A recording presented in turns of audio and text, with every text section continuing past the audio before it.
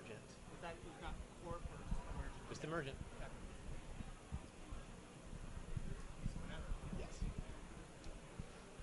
Are we live? All right, we're back. There was a little snafu. I'm spilling drinks all over the set. It's chaos here. It's the last one. Last segment of HR Happy Hour live from ERE Expo. Many thanks for the folks who are bravely hanging on with us at the end of a long day. So we're back for the last segment of the day. Lance Hahn, of course, is here. I'm Steve Bowes.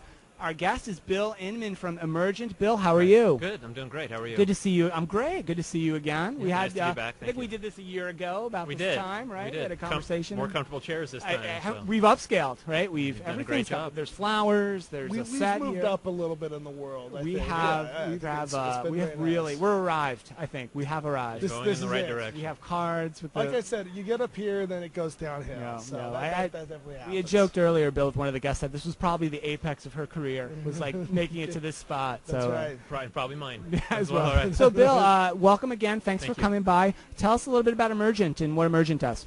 Sure. Well, Emergent is a contingent workforce employer. Contingent workforce meaning temporary, contract, project-based workers, even freelancers. And it's a fast-growing workforce. We work with clients that recruit their own temps. We're not a staffing company who does the recruiting and the employment. And we're growing very fast, not only because the workforce is growing quickly, but also we have a pretty compelling solution. So our family of companies is a large provider of these services. Our parent company is a company named Entertainment Partners. Okay. And we employ the majority of the movie and television production industry, which for the most part is temporary, project-based contract workers. You can imagine a movie gets greenlit. Temporary workers come They need together. all those guys coming in, so you take care of that. That's right, yeah. And our parent company, again, Entertainment Partners, has been doing that for 30 years. Wow. And a sister company is Central Casting. You may have heard the term straight out of Central Casting. Yeah, Central Casting. Yeah. That almost sounds like a term we've heard, but I didn't know that was a real company. It's a real company. Central Casting. It's been around since the 1920s. Nice. And we place tens of thousands of extras on assignment every year. So Emergent is an extension of what EP, or Entertainment Partners, again, our parent company, has been doing for quite a while. As a family of companies, we employed we sent out about 480,000 W-2s last year. Wow. Okay. And that's about 70% of the movie and television production industry. Okay. Yeah. So company has a lot of experience, and Emergent is moving the company from the entertainment side to also a corporate solution. Right. And that's so fascinating, too. I mean, the model, right? We're going to talk a little bit about sort of the nature of the contingent workforce and some of the changes. Some of it's recession-based, coming out of the recession, but how contingent workers and the use of contingent labor is becoming more and more a strategic component of organization staffing plans. But the movie and television industry, as you said, it's been like that forever. That's a great model to learn from, right? That's right. There's been several case studies written. I mean, there's one from MIT written over a decade ago, and there's been very large, prominent legal firms that have written that the way that the U.S. workforce will look at some point in the future will resemble the movie industry. Right. So you see the movie and production studios, they have core employees, internal employees. And they greenlight a film. They create an asset by bringing a project together, a group of workers together. That group works extremely hard. Yep.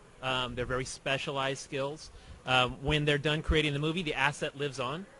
The brand, the television production company, the movie production company continues to market that, generate revenue from that. But really the players that brought that production together are gone. Right. So this is where corporate America is really starting to move.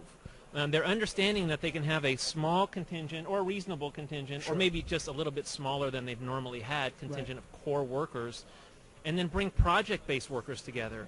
And and that can help them lower their costs dramatically. It helps them be more flexible, be more nimble, and in some cases lower risks as well. Yeah, and so I mentioned the recession as one sort of reason that, and we've heard that story a lot, that as companies were coming out of the recession, they were tended to be slower, right, to hire full-time workers and take on the associated additional cost, right, with full-time workers, and that the contingent staffing model made more sense. Are there other sort of reasons, Bill, that you've seen that companies are looking to maybe adopt that sort of movie and television production model as they sort of build out their workforces, besides just cost? Right. I mean, certainly the biggest driver for most businesses since the downturn has been cost. Reduced headcount, which is a kind of a symptom of cost, right? But there's a whole host of reasons why companies use contingent labor. I can give you a few reasons from our client's perspective. Sure. For example, we work with a large auto parts manufacturer, and they've been growing very fast. Okay. Auto parts people aren't buying new cars as much, so they're seeing growth, people buying parts. Right. So, but they're not used to it. They're used to a cyclical kind of up and down production line and distribution line. So they had been hiring temporary workers when demand kind of peaked, and then they would lower the workforce or reduce the workforce of those temp workers. Sure. But now what they're doing is they're bringing in temps in the lower skilled positions, letting them learn, and then transitioning them to full-time work internally. So they're giving, it's really like a try before you buy. Right. Knowing that you're a basketball fan, Absolutely. Jeremy Lin is really indicative in popular culture these days of he's kind of a temp to hire, right? A try before you buy. Yeah, right. He went straight to your wheelhouse there. I love the Jeremy Lin reset right there. But yeah, sure. In the sports model, there's some of that where you've got the new somebody on a one-year contract, 1 year deal, rookie contract. Work them through. They're playing for themselves. You Yeah. get a bigger contract. You're trying them out. Makes sense. Yeah. Right. Yeah. Right. So he was temp to hire, whereas Tim Tebow seems to be more of a temp. Yeah. Right? We need to fill a skill gap. Right. So we have clients. We work with a publicly traded healthcare software company. They bring in finance, accounting, and IT personnel to fill a skill gap. But once that project is done, they don't need them there anymore. Sure. So they bring in their Tim Tebow, and the management doesn't need them full time Right. or ongoing. So they transition to the next project. So that's another reason. So it's more like it helps support some more agile, right? As project demand or customer demand fluctuates more rapidly, contingent labor obviously can meet that. It's you can meet the needs of your customers and projects much more rapidly, right? If you can adopt that kind of a model. Yeah, there's no question. And you can also bring in new perspectives easily. You can bring in experience. Companies are going back to their alumni more. Baby boomers are retiring. It's leaving gaps in the workforce.